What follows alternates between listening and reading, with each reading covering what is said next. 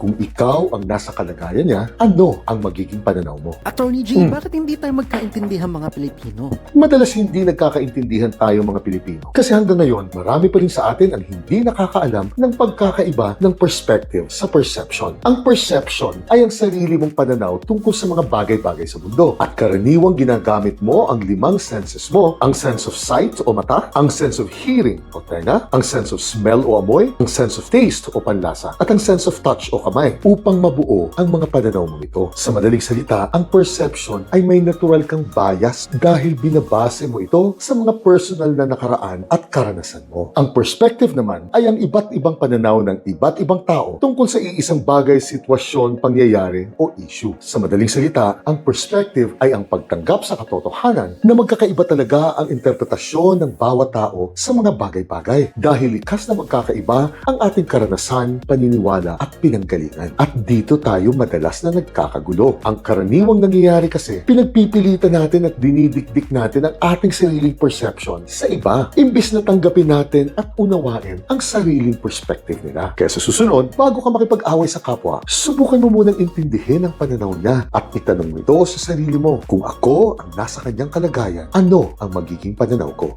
Chill